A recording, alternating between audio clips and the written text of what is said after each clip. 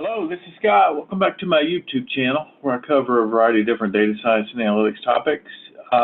Just a few weeks ago, I did several on basic statistics using a commercial platform called Statistica. Thinking about it, I should have covered something about power and sample size. So in classical statistics, in frequentist statistics, where you're testing a null hypothesis, there is this concept of power. Power is the probability of rejecting a false null hypothesis. So certainly you need to know something about hypothesis testing, or this little video won't make a lot of sense. But we test the null. That's really what we want to reject ultimately. If we're testing a drug, the null is the drug is not beneficial, and then we gather data, which is information, evidence, to go against that null. And if there's sufficient evidence to go against the null, we reject the null hypothesis and assume that the alternative hypothesis is correct, and we go with it. So I was just going to show you where to find that within the Statistica platform. So if you go to the Statistics tab, notice I don't have any workflow or anything open, but if I go to Power Analysis, this is where I find the different power calculations. And so if I want to, test a hypothesis out, we'll do that in just a second, but if I want to test one of these different techniques, and I want to do a power calculation, I can actually calculate the power that would be required, or that I would get with a given sample size if I have limited money and I can only sample so many items. I can also determine a sample size calculation itself, interval estimation, and then probability distributions. So this is really kind of a nice part of the platform we don't talk a lot about, but very useful in classical statistics. So the first thing that I'm going to do is I'm going to use this one mean t-test. And so here's the setup. Suppose I'm testing something in agriculture, and to be economically viable for biofuel, this particular type of grass has to result in 28 tons per hectare. So, and I only have 15 hectares to actually sample.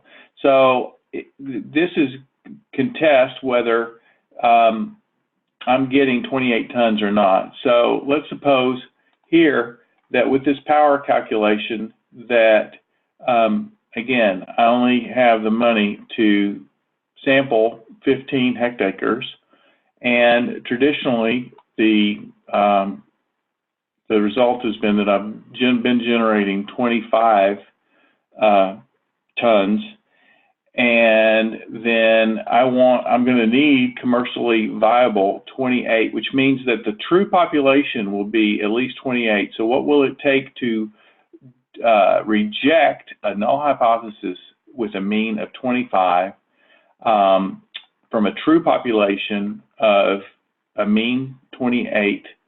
And then I want to test this at 0.05, and I know traditionally that the standard deviation is 6, and I'm going to test this at a one-way greater than mu. So if I click OK, then these are the results that I get.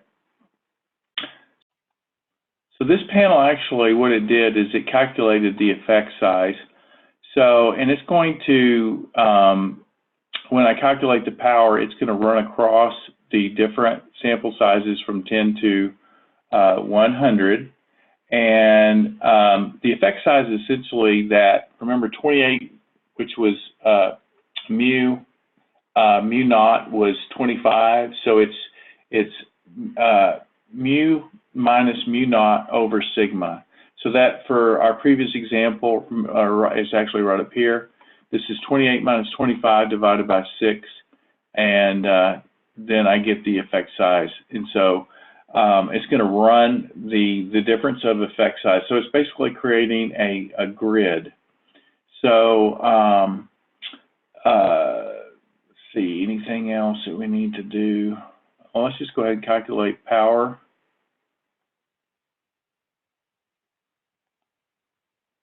And so now, okay, hang on just a second. So let me go back and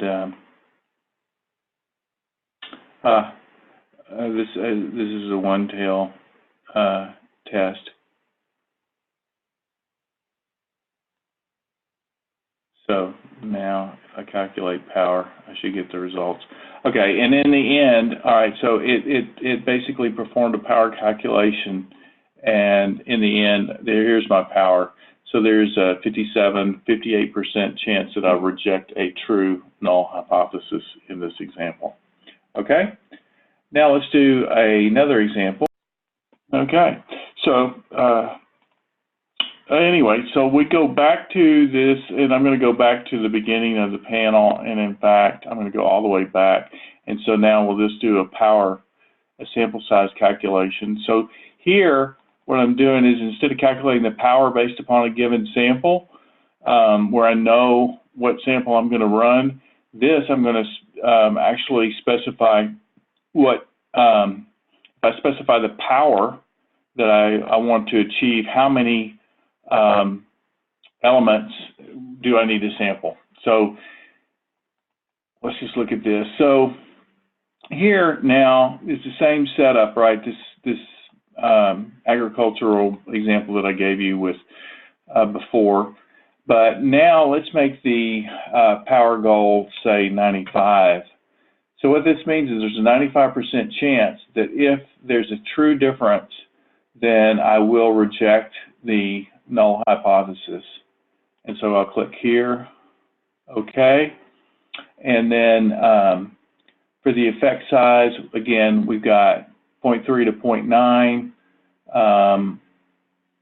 And then we're going to start at alpha. The level of significance is alpha from 0.1 to 0.25.